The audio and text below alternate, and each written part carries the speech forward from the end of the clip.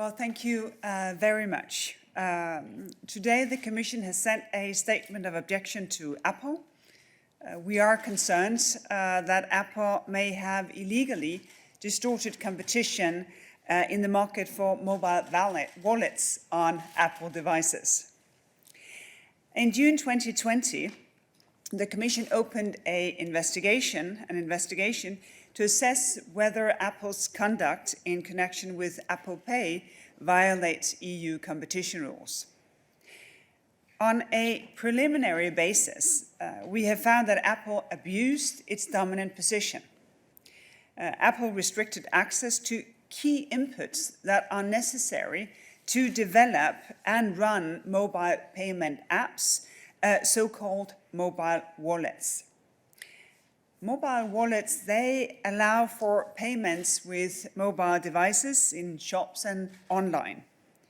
Mobile wallets can integrate complementary services such as buy now, pay later, transaction alerts, easily accessible financial overviews, as well as boarding pass tickets and loyalty cards.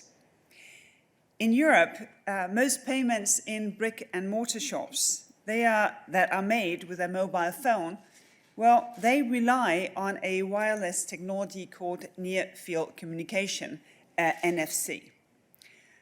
This functionality enables communication between a consumer's mobile phone and the shop's payment terminal. In essence, it allows you to tap and go. NFC technology was developed by third parties. It's standardized and available in almost all payment terminals in Europe. There are other technologies, such as those based on QR codes, that can be used for mobile payments. But NFC is the most widespread throughout Europe, and it allows for the safest and the most seamless experience. Apple has built a closed ecosystem around its devices and its operating system, the iOS.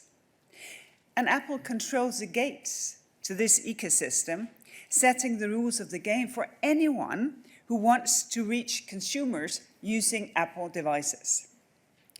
But other app developers, well, they depend on the access to this ecosystem to develop innovative mobile wallets. The potential for innovation in this space is enormous. But this innovation has been prevented by Apple refusing others to access NFC on its devices. As a result, various features of mobile wallets, such as financial complementary services, well, they are simply not available. Because Apple is not challenged, well, then it has little incentive to innovate itself. And this is important, because the market is growing fast. Today, Apple Pay is by far the largest NFC-based mobile wallet on the market.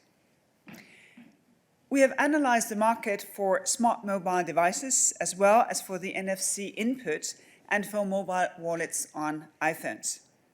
We have come to the preliminary conclusion that Apple holds a significant position on the device market and a dominant position in NFC inputs and wallets on iOS.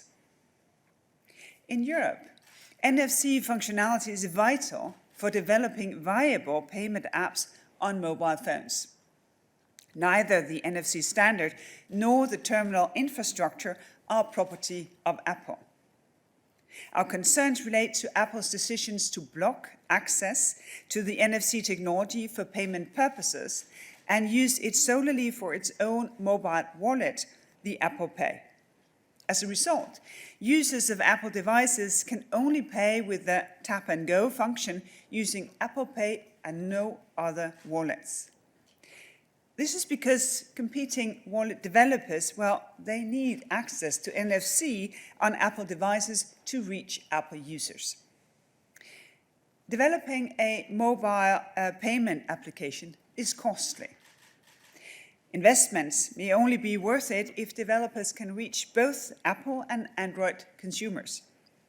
Evidence in our file indicates that some developers, they did not go ahead with their plans as they were not able to reach iPhone users. And this behavior stifled innovation and prevented competition in the mobile wallets market. As a result, European consumers have little choice of mobile payment solutions when paying in shops. Apple claims that for security reasons, it cannot provide access to NFC for payments. According to Apple, security risks would increase if access were to be granted to third parties. We take security very seriously.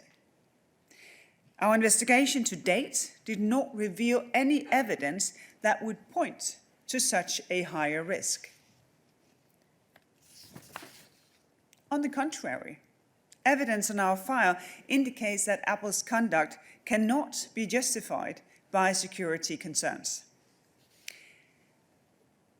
When it enters into force, the Digital Markets Act will have a direct effect on digital payments. It will require companies designated as gatekeepers to ensure effective interoperability with hardware and software features they use themselves in their own ecosystems. This includes access to NFC for mobile payments. The regulation also contains safeguards relating to the integrity of the device and security. Today's case addresses a conduct by Apple that has been ongoing since Apple Pay was first rolled out in 2015. This conduct may have distorted competition on the mobile wallets market in Europe. It prevented the emergence of new and innovative competition that could have challenged Apple. The Apple Pay investigation will inform the future application of the Digital Markets Act. It will set a precedent with regards to the analysis of security concerns and a recipe for effective and proportionate access to NFC for mobile payments. The preliminary conclusion that we reached today relates to mobile payments in shops. By excluding others from the game, Apple has unfairly shielded its Apple Pay wallets from competition. If proven, this behavior would amount to abuse of a dominant position, which is illegal under our rules. Our action in this case contributes to the Commission's wider objective of integrating the European payments market. It's important that consumers can fully benefit from secure, seamless, and fast payment in their daily dealings. Apple will now, of course, have the opportunity to respond to our concerns, and with that, thank you.